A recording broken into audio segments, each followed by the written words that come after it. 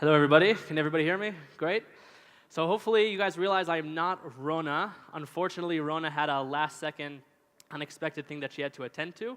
I'm an investment team member also on TLV Partners. My name is Jonathan Mandelbaum, and so I'll hopefully take her place and do the presentation justice. So officially, the name of this presentation was the future of deep learning infrastructure, but actually it was a little bit misleading. We will talk about this, but we're a VC, we're a venture capital firm, and instead of trying to educate data scientists and machine learning engineers about what deep learning infrastructure is, which you probably know better than we do, we wanted to take you through our process of how we decided that, first of all, we wanted to start investing in AI-specific companies, and then specifically what took us through our understanding of which opportunities are the interesting investment opportunities for us. So just to start, quickly about TLV Partners, this is a quick view of the team. You see on the top, Rona, Eitan, and Shachar are the investment partners. I'm an associate. There you can see me next to Brian and Eliran, who's also in the audience. We manage about $280 million across two funds. Our first fund, which we raised about 4 years ago, was $120 million, and we raised our second fund about a year and a half ago, and that was $160 million. And we're an early-stage venture capital firm. Very much, if you've heard of other early-stage firms, we're investing in seed round companies and A-round companies. So really from the stage of a team and an idea, all the way through early product market fit revenue, which from our perspective means about 1 to 2 million in annualized revenue. At that point, it's for later stage investors to deal with. And there are three things that really summarize what we're looking for when we look at new investments. One is obviously new markets. We're looking for emerging markets to invest in. And about 3 years ago, when we made our first investment in the AI field, I wouldn't call it a brand new market, but it was still emerging. It wasn't as much of a buzzword as it is today. We are happy to invest in first-timers. There is sometimes this sort of misconception that VCs are only looking for serial entrepreneurs to invest in. That's not true. We actually have about 70% of the entrepreneurs we've invested in are first-timers, so we're happy to do that. And last but not least, aim high, right? We're in a high-risk, high-reward business. We're really excited when we meet entrepreneurs where their idea sounds like it's completely improbable, but at the end of the day, they're really going for a large market opportunity, and that's what we're looking for. This is just a quick timeline of some of the successes of both our firm and the partners who are at the firm. We don't need to go through it, but the current portfolio companies that are on this list are Aqua Security, Next Insurance, ADOC, and Guesty, and we'll speak a little bit about ADOC. So here we get to sort of the meat of the presentation, and that is, what is our investment thesis when it comes to AI investments?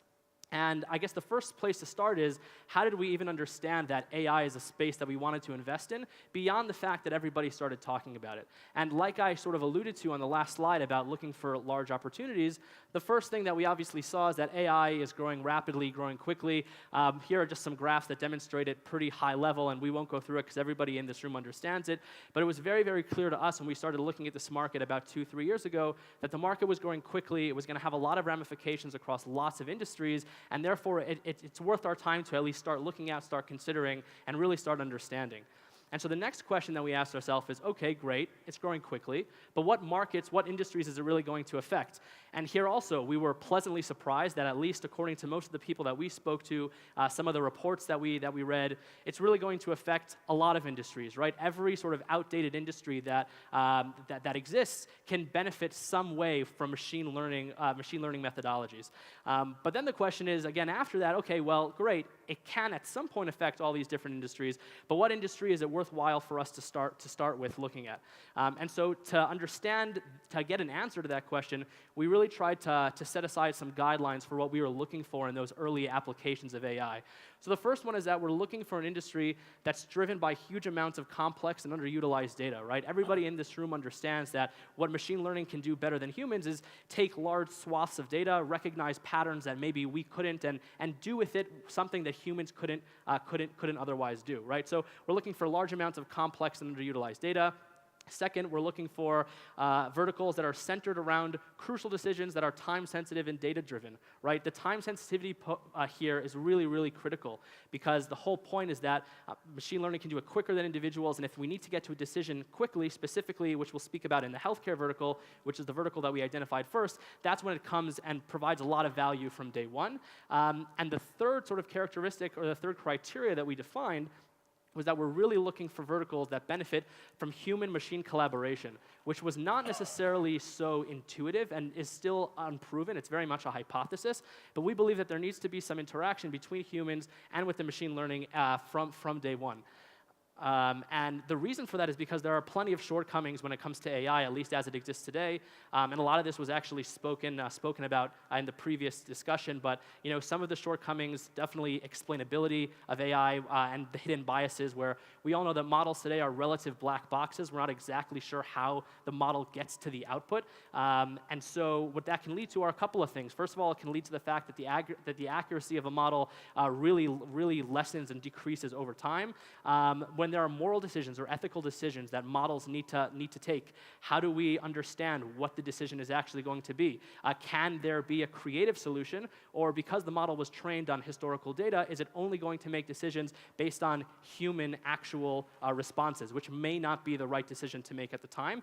And last but not least, there's no responsibility for these models, at least at this time, and so there needs to be a human in the loop, at least for these early applications of AI that exist today. And so I would, and this is just a couple of examples that maybe prove our hypothesis wrong, that you actually don't need a human in the loop, because I'm sure that you guys have both heard of the crashes of Tesla and Uber, where actually when they investigated into these cases, it actually seemed like the underlying tech was doing its job and alerted the drivers as to the block or the human that was in their way, but it was actually the human driver that made the mistake and wasn't paying enough attention, and so maybe humans shouldn't exactly be in the loop, but we still believe that humans, at least for the time being, should definitely be in the loop with machine learning for the first applications that we're looking at. And so the first application that we looked at, again, I would like to say that we 100% knew that it was going to be healthcare. Absolutely not. It doesn't really work like that when we're making investments. We actually met a great team in the healthcare industry named ADOC, and they came to us building a product that's deep learning tailored for radiology. So specifically looking at radiology scans, both CT and MRI scans, and being able to detect abnormalities in the scans. Now, what's interesting about them is, besides for the fact that they're a great team and a great product, is the fact that from day one, sort of their really thesis was, we need to be augmenting the radiologist's workflow. So instead of saying, sort of coming out with this grandiose statement, we're going to replace radiologists, which a lot of people hear today, from day one they were saying, we want to work with the radiologists, we want to be built into their workflow to enhance and make more efficient their process that they're doing today. And they are a private company, so we're not going to go through their exact numbers, but these are very nice looking graphs that are representative of what's going on with the company today. It's succeeding very well. They actually just got their second FDA approval last week, and we're really excited about them. And again, the use case here, I think, is very clear. Lots of data in terms of these actual scans. There's lots of historical data as well if you can get your hands on it from the hospitals. And so it was a great use case to start our foray sort of into the AI space.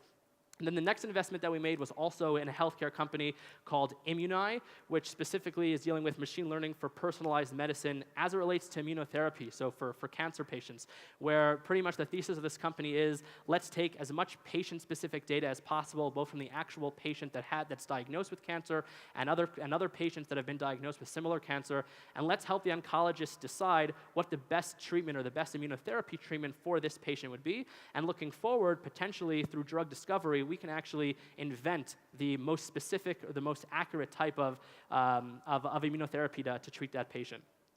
Now, the next vertical that we looked at was a little bit less intuitive, was actually real estate or property technology, where again, I think it's actually, if you think about it, pretty straightforward why this is an appealing or why this is a relevant market to look at when it comes to vertically disruptive AI, right? When specifically with our investment in Skyline AI, they're an AI investment manager, a property manager, where they're actually looking to acquire real estate assets that they either realize are undervalued today in the market or will be undervalued in the next couple of years. And how are they able to determine that? Well, think about it. There's lots of different data points that go into creating a valuation for a real estate asset. There's demographics data, there's geographics data, there's data about the weather, data about the school districts, and Skyline sort of packages this all together in order to come to a valuation of an asset and then understand if it's underutilized or if it's undervalued or not.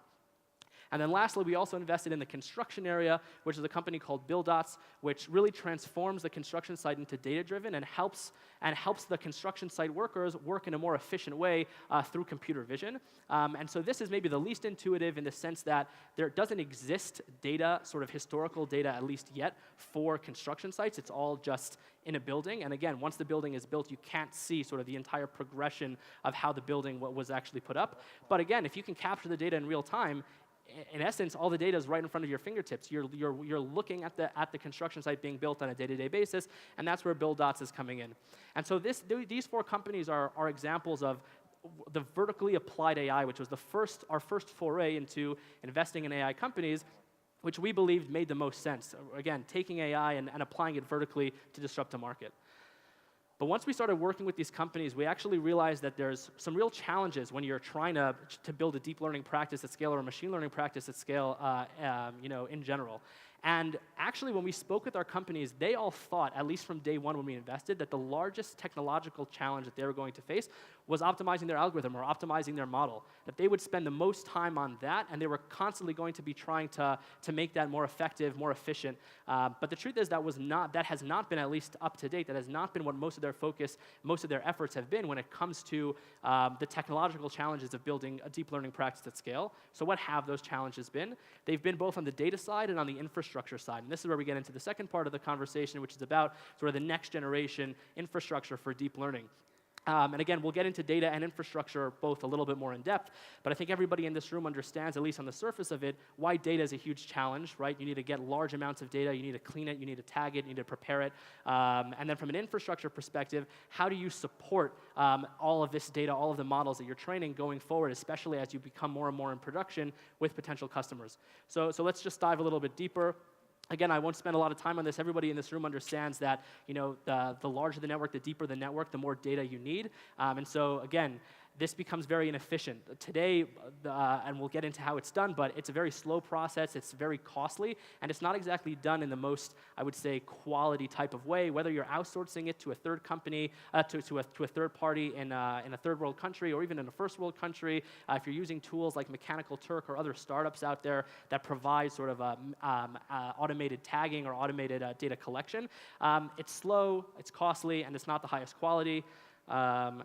Today, again, there are literally people that sit in front of these rooms, everybody sit in front of computers, everybody knows, and it's literally going through tagging and gathering the data, which can also be a manual and long process. And so for companies, it doesn't really work at scale to do this effectively.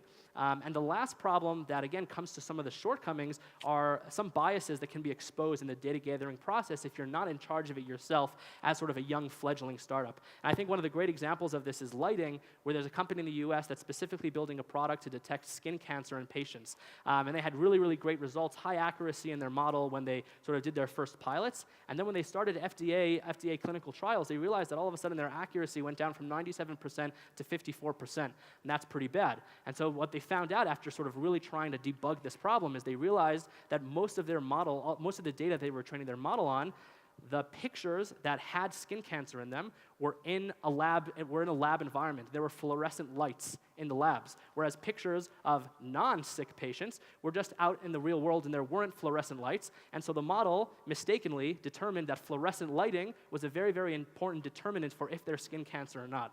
And so these are really tough problems that if you're not in charge of your own data specifically and gathering it and preparing it, these issues are going to be really problematic going forward. And again, just one last thing is that usually the manual data annotation is limited to 2D, whereas 3D images are much more rich, much more valuable in terms of training a model at scale. And then just, again, these are examples. We won't go into them. I think a lot of people are familiar with the Amazon example of a failure due to hidden biases, where Amazon had a model for their HR workforce, where pretty much they realized that because it was trained on current employees, and there were more employees at Amazon that are male than female, the model was actually biased to accept applicants that were male over accepting applicants that were female, which is a really, really bad situation that everybody can understand. So again, what do we do to solve this problem? I think we came to the realization through speaking again with our companies and with potential with industry players that a potential great solution would be creating synthetic data. And this is where we met a company called DataGen, also an early stage company here in Israel that specifically focuses on creating synthetic photorealistic data for deep learning training. And now again, obviously I think the need is pretty clear, and there are lots of academic research specifically regarding this, and there are plenty of people that are trying to do this. But as it pertains to humans, which is specifically what DataGen is focusing on, there exists an even further challenge, which is how do you capture and represent all of the variations that exist in all the humans in the world? And how do you create that, again, in a timely manner, in a cost-efficient manner? And again, they're actually here, I'm not sure in the audience, but somewhere in the conference today, so you can go and visit them, and they'll explain to you more in depth. But they really start at a very bare bones level with the skeleton. They have 3D artists as well as engineers that actually create at scale all the different types of variations of humans in a synthetic way, that they're able to create also the static images as well as the physical simulations of a human body in different scenarios. Here are just a couple of different examples. One of them that's been most exciting with their early customers is the fact that they're able to do constructions of scenarios, not just of individual humans or individual body parts, but also of full-fledged scenarios in a synthetic way. And here's a really interesting example of this, where what you see on the left is actually a completely synthetic situation. It doesn't exist. It was created for one of their customers. And it's really, really interesting to see all the different applications that this can be used for. And the last thing that wasn't mentioned is that, again, if you're creating synthetic data from day one, it comes annotated and tagged. And so you don't have to worry about going through the manual process of sending this or outsourcing it to a third-party firm. You can do it yourself. And so being able to sort of supply this data was a really, really interesting opportunity that we were able to identify with the guys at DataGen, and we're happy we made that investment. And so the second issue after data that we mentioned was infrastructure, right? Why is there a problem with infrastructure? Well, the problem with infrastructure that we realized very quickly is that, again, you can start with dipping your toe in the water when you're starting to use deep learning as an organization, but the more and more you start ramping up, you have a much bigger problem of infrastructure in terms of supporting the models that you have in production, supporting all the data that you have in the back end to train your models. It becomes a very difficult infrastructure problem that companies have to deal with, and honestly, there's not a lot of know-how in the industry today in terms of actually building this. Again, data scientists are not DevOps engineers, and so it's hard for them to be able to solve all these issues themselves. And I think that's also where the advent of machine learning infrastructure engineers, which is a very popular title, at least already in the US, we're starting to see it in Israel as well. It's a whole new class of engineers that's really starting to take off in terms of building a company out. And again, we mentioned in terms of the deeper the network, the more data you need. Same thing goes with more memory and more computation. And again, this is sort of where it becomes, again, the more you scale with deep learning within your organization, it costs more money and it takes more time. And so that's when we met a company called Run AI, which really started to help us understand why this is the case. And when we looked at why this is the case, we had to first look at traditional computational workloads, where if you look at these traditional workloads, how are they characterized? They're short workloads with low resource utilization. And so what does that mean? That led to, again, I'm very much simplifying it, but it led to the advent of virtualization, if we go back to the history of infrastructure, right? Where instead of having one workload for one physical resource, you're able to take multiple workloads and virtualize it across one physical resource. And this brought down the cost severely of computing, and that's what led to the eventual proliferation of cloud computing, which is great for traditional workloads, again. However, when you get to deep learning workloads, you actually need the exact opposite, because how do you characterize deep learning workloads? Well, they're long workloads, and they actually have a really high resource utilization. So what you see is you actually need the opposite. Instead of having multiple workloads for one physical resource to bring the cost down, you actually need to have multiple physical resources for one workload in order to speed up the training process and to bring the cost down for training. And so the existing virtualization tools, or the existing tools in classic infrastructure, are not relevant for deep learning workloads. And this is why people spend so much time working on it within organizations. And another quick sort of example is, again, traditional workloads, few simple data pipelines, they're centralized mostly on CPUs. But when it comes to deep learning, again, it's very diversified, it's distributed. It actually really matters if you're using a CPU, GPU, custom silicon ASIC. It really depends specifically for your workload what's being done in the background. And so again, traditional infrastructure, not relevant or does not help at least as much when you're talking about deep learning workloads. And lastly, just to bring this point forward from an investment perspective, we actually hosted Amazon CTO Werner Vogels about a year ago in our office, and he claimed that internally they believe that 80% of workloads on AWS by 2025 will be deep learning workloads, deep learning powered workloads, right? It's not going to be a buzzword anymore, it just will be something that's accepted. And if that's the case, even though there are these challenges of both data and infrastructure, they're not challenges that are unable to be overcome. They can be overcome, and there's the opportunity from an investor's perspective to invest in a company that's going to capitalize on this. And that's what Run AI does. They're a distribution and acceleration for AI with zero infrastructure hassle. Again, won't go into it too much. They're also out here in the conference. You can go speak to them, and they have a lot of customers in the audience as well. But they're able to analyze a specific deep learning workload and understand how to distribute it most effectively across the physical resources that the company has, and even make suggestions as to which physical resources you should buy, whether it's on-prem or in a cloud environment, to help bring down costs and speed up the training process. So again, that's sort of what we've been looking at until now, those 6 investments, so 4 from a vertical AI-specific approach and then 2 on a horizontally applied infrastructure approach are the investments that we've made in the AI field. And just looking forward, actually the last discussion, which was, again, about security for AI, is very relevant. We're actually seeing a lot of innovation here in Israel, which is pretty natural for Israelis in that space, as well as AI explainability and AI monitoring, which if you think about it, all 3 of these can really come together. There's definitely some overlapping characteristics of these 3 needs. And definitely, we expect to see much more innovation, many more startups in this space. So stay tuned. And lastly, then there's this talk coming up. I don't know if it's in this room or another one of the rooms, but we also invested in a company called Quantum Machines that's developing a control system for quantum processors. And they're going to be able to, and the CTO of that company is going to speak about quantum-based AI models, which is a really interesting discussion. And we definitely, it's a little bit more futuristic, but are really interested in looking at that space and following that space as well. And so obviously, I would be remiss if I didn't at least take the opportunity. All of our companies are always hiring, looking for strong engineers. So if anybody's interested, you can visit our website. You can email Rona or you can email me. It's just my name, Yonatan at TLV Partners.